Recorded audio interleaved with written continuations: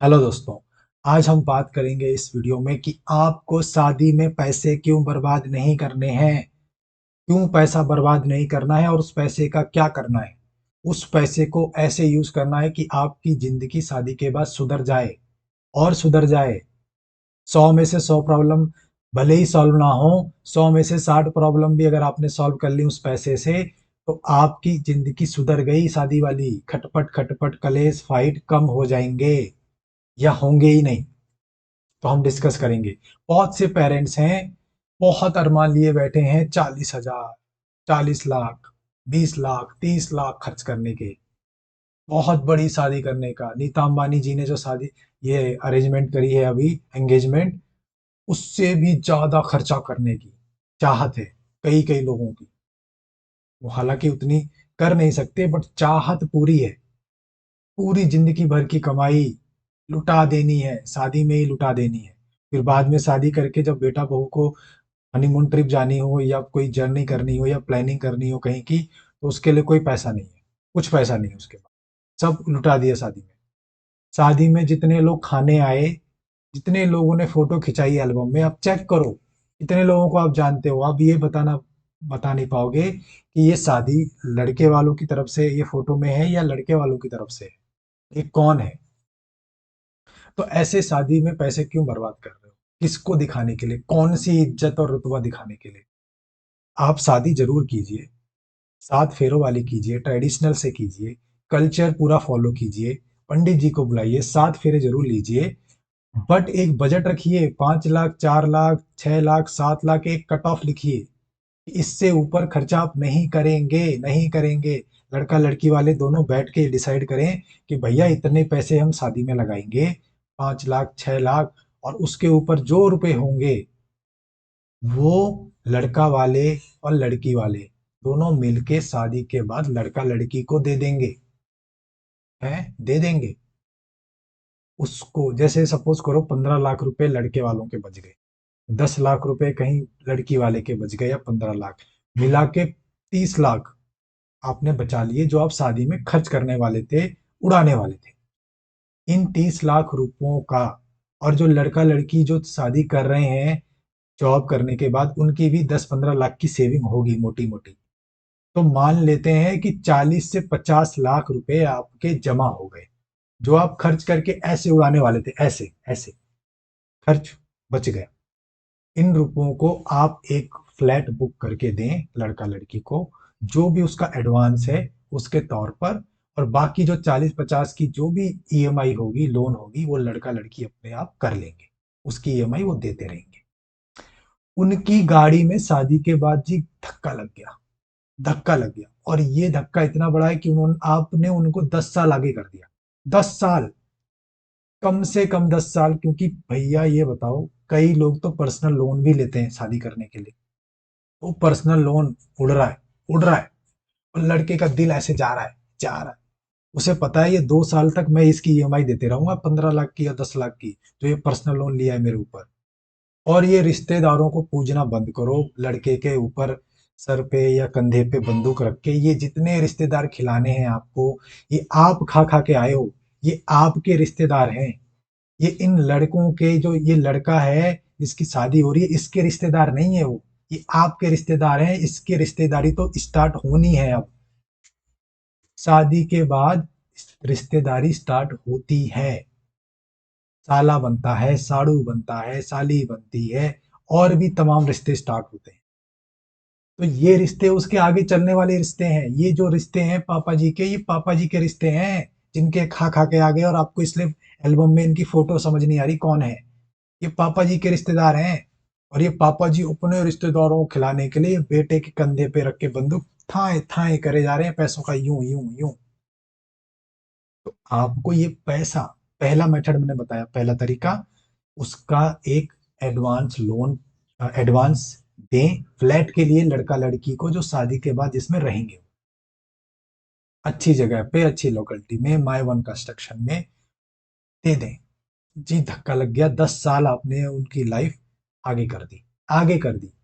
अब वो आगे का सोचेंगे, बच्चे का सोचेंगे, नौकरी का सोचेंगे, हनीमून का सोचेंगे, ट्रिप का सोचेंगे। अब उनके सर से जो ये घर बनाने का जो बोझ था, फ्लैट लेने का जो बोझ था, उसका पैसा जमा करने का जो बोझ था, वो आपने खत्म कर दिया जी। खत्म।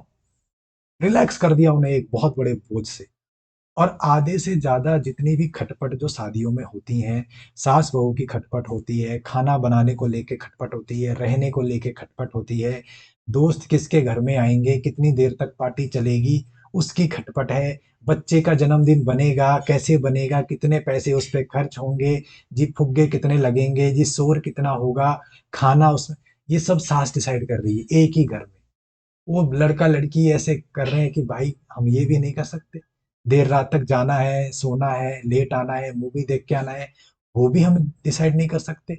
सैटरडे को मूड हो गया बाहर खाने का, वो भी हम डिसाइड नहीं। ये सारी कलेश, सारी ये फाइट जितनी भी हैं, ये आ तो उससे रही है कि उनका एक फ्लैट नहीं है खुद का, या वो अकेले कहीं दूसरे फ्लैट पर रह नहीं सकते, जाके अपना जीवन यापन यार स्टार्ट नहीं कर सकते। तो आपने उनको ये धक्का लगा दिया उनकी गाड़ी में। और ये तमाम कलेश जो मैंने बताए, जितने फाइट्स, जितने ये मैरिड इशू हैं, ये आपने एक झटके में खत्म कर दिए, झटके में खत्म कर दिए। और आपका रिलेशन अपने सास ससुर से, उन पेरेंट्स से आपस में एक स्ट्रांग बॉन्ड हो जाएगा। वो आपस में अपनी एडजस्टमेंट कर लेंगे। शादी अपने आप में एक बहुत बड़ी एडजस्टमेंट है जो दो लोग आपस में करते हैं, आपको पता है। ऊपर से आप किसी सास ससुर को ले आओ, ठीक है, अब बहू वहां भी एडजस्टमेंट कर रही है, और लड़का और एडजस्टमेंट कर रहा है। वो शायद बैलेंस कराने के चक्कर में लगा है कि मम्मी को क्या मैं बताऊं, और बीवी को क्या समझाऊं, इसको क्या समझाऊं, और दोनों में सुलह कराऊं। वो इसी चक्कर में उसकी दुनिया कट रही है, इसी चक्कर में उसका टाइम कट रहा है। क्या मैं इसको आज समझाऊं, क्या इसको बताऊं, क्या इसको सुलह कराऊं। तो ये झंझट खत्म है, बिल्कुल लाइफ से खत्म है, आपकी जिंदगी सरल हो गई। दूसरा तरीका क्या है, जो भी ये 30 लाख रुपए बचे हैं आपके, 25-30 लाख रुपए, ये आप लड़का लड़की को हर एनिवर्सरी पे, जब उनका बेबी हो, गिफ्ट दें। गिफ्ट दें। अच्छा बेटा, तूने एनिवर्सरी है आज तेरी, अच्छा पहली एनिवर्सरी है, तुमने बहुत अच्छे से शादी चलाई, बहुत अच्छा रिश्ता चलाया, कोई खटपट नहीं हुई, खटपट हुई तो हमारे तक नहीं आई, हमारी जिंदगी सरल है, चिंता मुक्त है। ये लो 2.5 लाख रुपए, ये लो 3 लाख रुपए, गिफ्ट दें अपने। उनके जिंदगी में पैसे का कभी कमी महसूस नहीं होगी उससे। जो उन्हें छोटा मोटा लेना है, कार वार लेनी है, कुछ ये फ्रिज और वॉशिंग मशीन लेनी है, कुछ भी घूमने जाना है आउट ऑफ इंडिया जाना है, गोवा जाना है, वो उस पैसे से जी घूम आएंगे।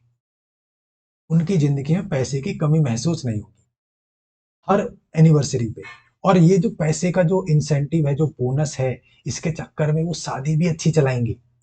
एक एम्प्लॉय जो होता है, एक नौकरी करने वाला, उसको अगर बोनस मिलता रहे, उसको इंसेंटिव मिलता रहे, तो वो दिल खुश होके काम करता है, अगले इंसेंटिव के लिए, अगले बोनस के लिए, अगले प्रमोशन के लिए खुश होके काम करता है, अच्छी अच्छी तरह से काम करता है। तो जी ये जो है खटपट होगी इनमें, जो खटपट होती ही है हस्बैंड वाइफ में।